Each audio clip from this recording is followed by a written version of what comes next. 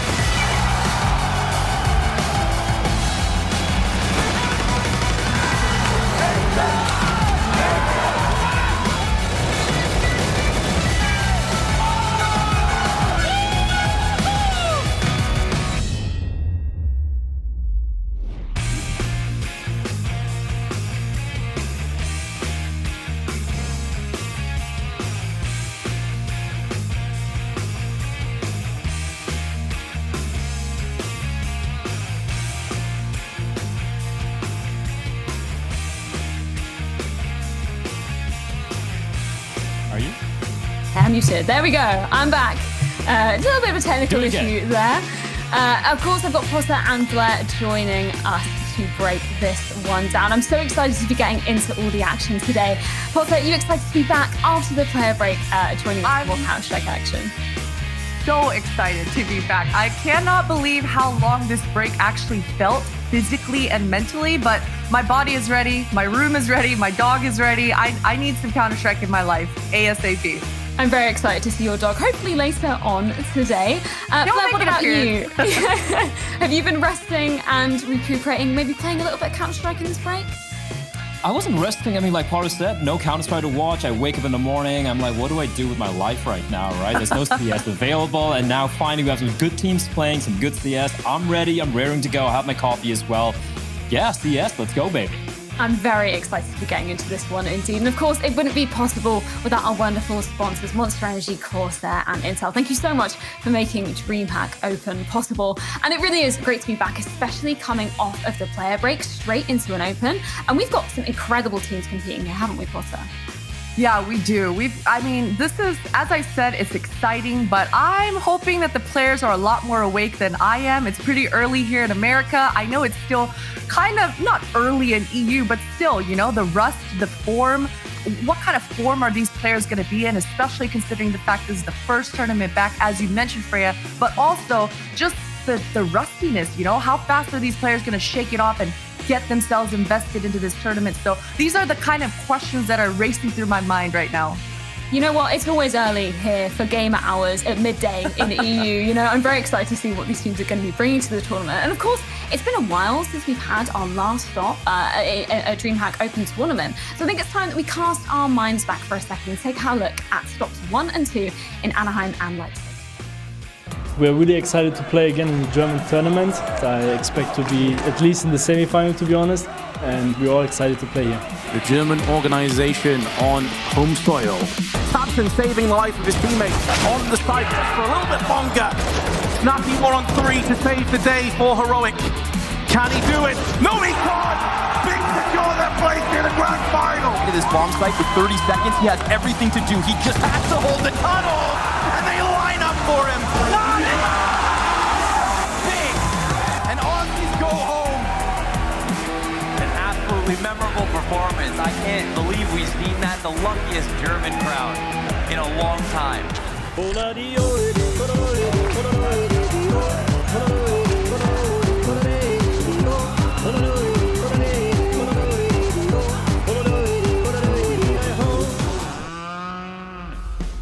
The sun is shining, the birds are chirping, and that means we're inside.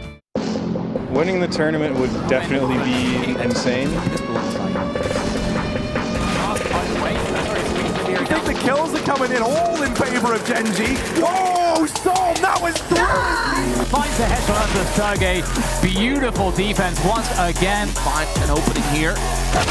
Another one on the Sergey, absolutely disgusting from automatic, and he'll just go ahead and finish it off. And now it comes down to a 3v2 retake of this B-bomb site from Matt at series point. The last stand at the back of the site, he's got one, the bomb tap, they have to stick it. Dash has won the round, and surely this is done. It is 19-15, Gen.G goes flawless in overtime, and they are your DreamHack Open Anaheim champions.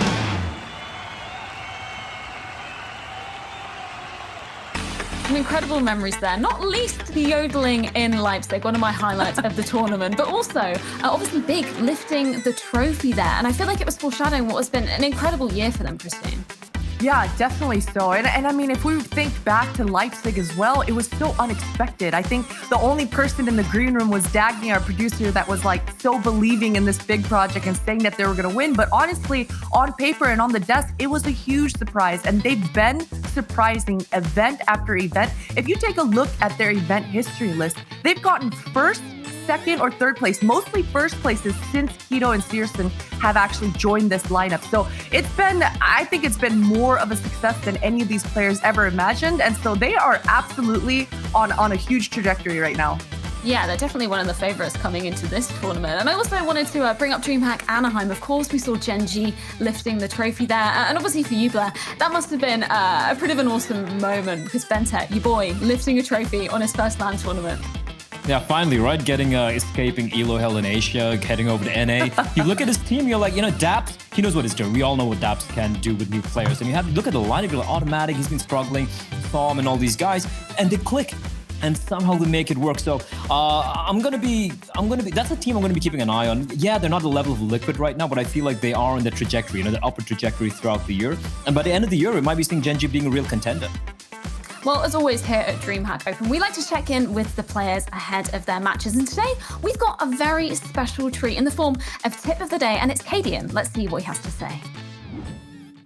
Well, first of all, in real life tip, while I was enjoying my time off, I was in a canoe with my friends. So we had 2 canoes with 3 in each. And a little life hack for all of you guys out there. If you have 2 heavyweights and 1 lightweight, make sure to put them in each side of the canoe. The other canoe didn't, so they ended up quickly falling into the water. I would advise you guys not to do that. In terms of Counter-Strike tips of getting back into the action in a good way. So coming back from the break, my best advice is to take it kind of slow. You shouldn't burn yourself out too early. Make sure that you have fun while regaining your natural level, your natural motivation. Don't force it too much. It will come eventually if you're here for the right reasons. So that's what we've been doing in our team. It's always fabulous to hear Cadian's expertise, especially in the form of canoeing. But in all seriousness, it's really great to hear his thoughts about coming back off a player break as well and not burning yourself out too quickly. And as always with Cadian, it's all about fun, isn't it, Blair? Yeah, it is. And I think that's pretty good common sense considering some of these players don't really step out of their houses and they're like, hey, let's go canoeing. That's pretty good real life advice.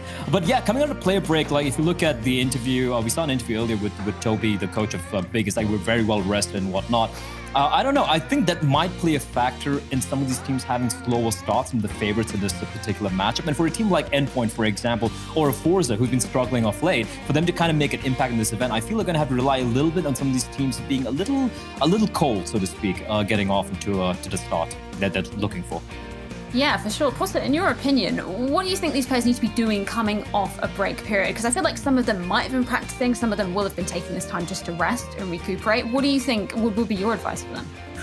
You're absolutely right. That's the thing, though, Freya, is that some players have taken a step back. They're trying to recuperate their mental health. They've been burned out grinding pre-player break, but some, they've been grinding it out. They've been continuing to play CS. So I think it's just how the cookie crumbles sometimes. Sure, you got to be aware of your mental, but at the same time, if you take your foot off the gas pedal, somebody else is going to swoop in and kind of take your spot. So it's definitely a tricky balancing act, I think, for a lot of these players and teams, but it's certainly something that they're going to have to tackle because Cadian gave some sound advice, but man, there are some teams and players that are coming for his spot. So I think it's a brutal, gruesome type of environment, but it's competition, right? Yeah, exactly. And speaking of which, we're going to take a look at our groups. Firstly, for EU, starting off with Group A, obviously spearheaded by world number ones Big. Endpoint, obviously my boys from the UK, joining them as well. Blair, what are you kind of making of these two groups and how they stack up? I think it's pretty equal, right? All the Endpoint being there, I think you can be forgiven for saying that group might be a little bit easier. Mad Lions, especially, you know, with the new addition of Innocent, it's a weird place to be. And like Innocent, I feel like honestly, nothing against the guy, but it feels like a little bit of a downgrade compared to the players that we're really looking for. So they're a big question mark. Heroic, they're going to be looking to make a statement. So this Group A is looking pretty interesting. But although I'm going to say Heroic and Big are the two big names here. For Group B, you have Complexity, we have OG, we have Spirit and Forza. Now Forza, they have struggled. They have struggled of late, but they're a team who does tend to surprise everyone and show up. And Spirit are a team you cannot ever count down. So if I just compare these two groups, I'm going to say Group B seems like a little bit more a stacked group here for me.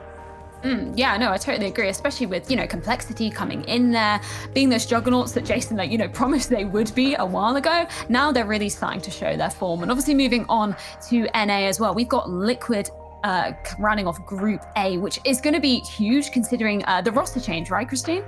Yeah, definitely so. And I mean, not just that, but even Triumph, which is the team that Grim kind of left to join Liquid, and Triumph have had so many roster changes and issues kind of. So that's definitely going to be kind of an exciting thing. Then we have Zepug Gods as well, rounding out that Group A. And they're just a group of NA superstars that have kind of left Valorant, come back to CSGO, trying to make their mark once again. So exciting to see exactly what they can do. And of course, you take a look at the other side, it's all about Furia. As soon as you see that Furia logo pre-player break, they were insane. They're incredible. They were kind of shifting the entirety of the meta in NA and just kind of demanding that the players respect their play style, either adopt it or play have an insane counter to it. So it's all got to be about Furia on the other side of things. Yeah, I think I'm expecting really big things from Furia coming into this. It's going to be really interesting to see what they can bring to the Americas. But also, there's a lot on the line as well with prize pool, $90,000 for each region. And of course, we're going to be jumping straight into our first game after this.